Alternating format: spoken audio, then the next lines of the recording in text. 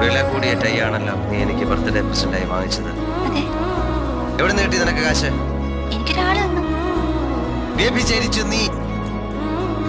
വരുമാനമില്ലാത്ത ഭാര്യയ്ക്ക് ഭർത്താവ് അറിയാതെ കാശ് കിട്ടുമെങ്കിൽ വല്ലവന്റെ കൂടെ കടന്നു കിട്ടിയ കാശ എന്റെ പട്ടിക്ക് വേണ്ടി നിന്റെ സമ്മാനം. ഞാനിപ്പോ ഡെറ്റോൾ ഉപയോഗിച്ചല്ല കുളിക്കുന്നത്. നിന്റെ സോപ്പാ, നിന്റെ മണമുള്ള സോപ്പ്.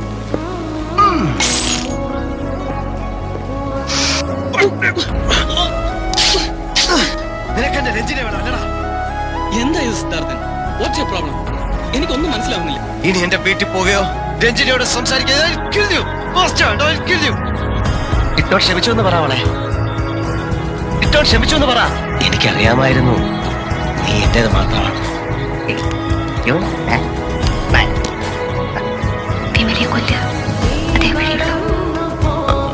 ഇപ്പൊ നീ എന്റെ കുരുക്കിലായി കഴിഞ്ഞു.